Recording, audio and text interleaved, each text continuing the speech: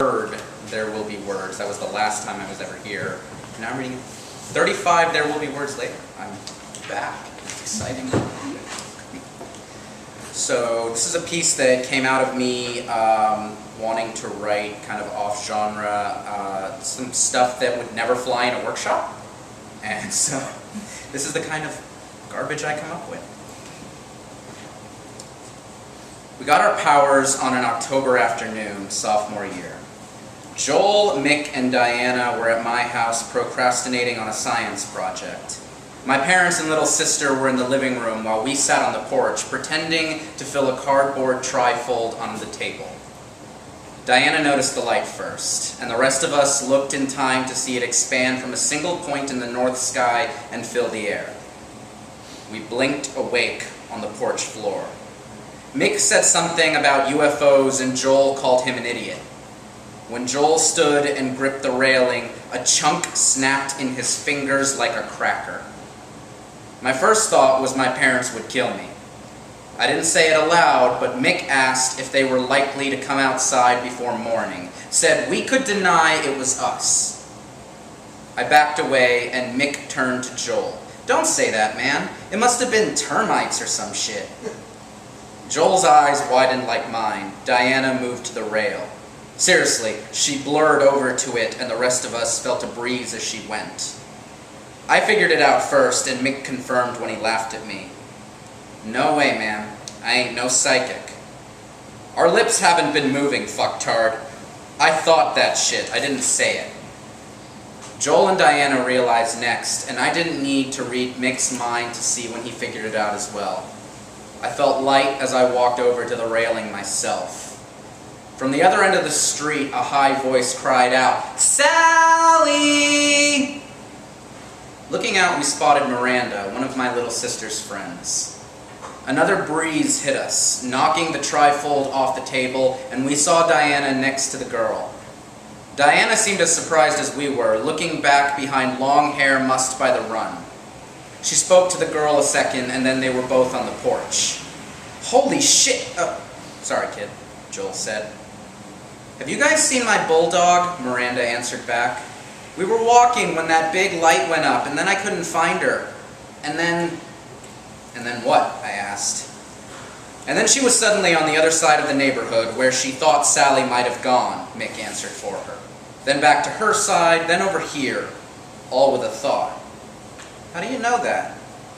"Never mind, Miranda. What about the light?" "It was big and blue, and Sally and me saw it, and then next thing we were in the grass. I woke up and saw her, but she disappeared." "Do you think she teleported like you did?" I asked. "I don't know." I closed my eyes and thought. Bright light, sudden superpowers. I'd read enough comic books to have ideas. The girl was teleporting, maybe the dog was too. Had to find it. Miranda could teleport over the houses. Diana could maybe run up one with her speed. If Joel's strength extended to his legs... I didn't finish the thought because I bumped my head on the porch ceiling.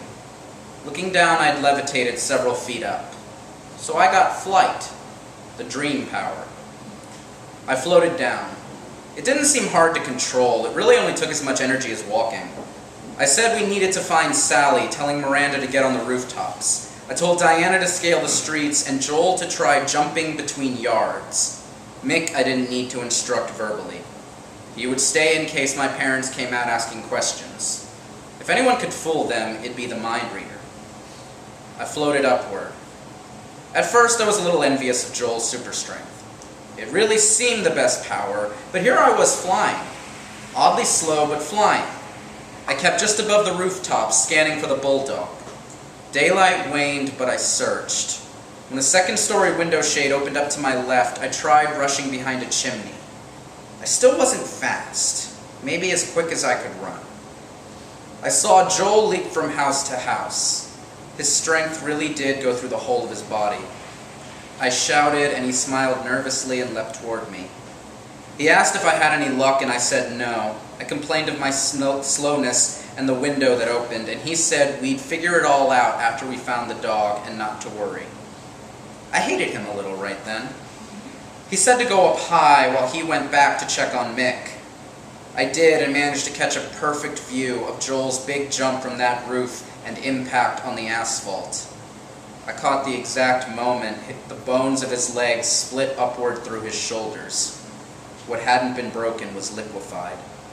He didn't even yell. Super strength without invulnerability. Okay, forget the dog. I needed to find Diana and Miranda. I tried to fly higher, but the cold and lack of oxygen forced me down. I fly jogged over the neighborhood, looking for blurs and flashes. I saw fire. A streak of it etched out of the asphalt near the back of the neighborhood, a charred mass at its front. I fell toward it, only thinking to stop myself maybe 20 feet up. G-forces still applied, even to us.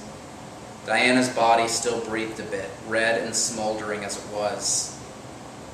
I felt wind in my eyes, my cheeks going back, she struggled out. I heard a bark pass, so I sped up. I didn't think. Stop. I'm calling an ambulance. And tell them what? Who gives a fuck? You're dying here. Don't do it. She started standing. I wanted to comfort her down, but there was nothing uncharred. I would have hurt her. I'll finish the job myself if you do. Find the girl. I'm not leaving you. Yes, you fucking are. Now find the girl. I didn't argue.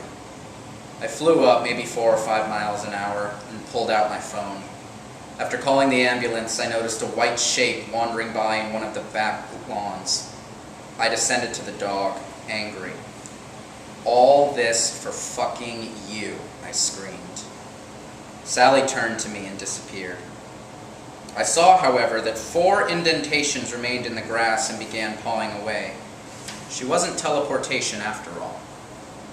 I ran after the dog, too exhausted to fly, and the paw prints dashed toward the road. I still heard the clacking of her nails and kept running until they stopped. A moment later, Miranda popped next to me. I saw tears and terror obscured her face. I couldn't be sure then if she'd found the wreckage of Joel or Diana. Maybe both. I put my hands on her shoulders and lied that it'd be okay. I said if she'd be silent, we might hear Sally. I listened for the faint clicking. Sally wandered the road, but I started to hear sirens drowning her out. Does Sally ever bark? I whispered to Miranda. Not much. The sirens grew louder, and I recalled the ambulance. Thought I'd better return to Diana.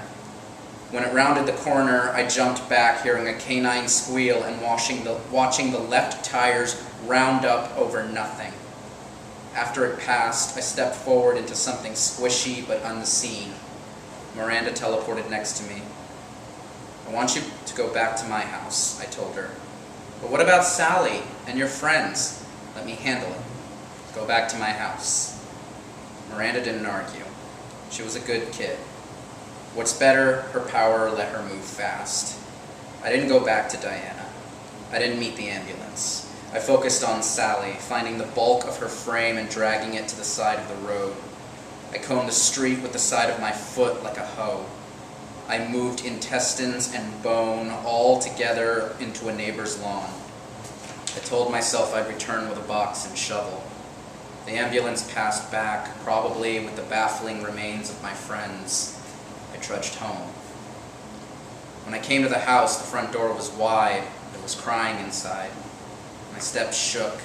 I still felt light, tempted to float, even as tired as I was. Miranda lay face down in my hallway like a seal mid-stroke. A pool of red stemmed from her throat. She didn't breathe. In the kitchen, my parents and little sister all lay on their sides, perforated like punch cards. Their eyes were open. Mick crouched against my fridge, still clutching the butcher knife as he stared at me. Too many thoughts. Too many thoughts, and none of them would stop. None until he saw my face and knew everything the evening had held. He didn't wait for me to speak, only dragged the blade across his wrists. I didn't try to stop him. Thank you.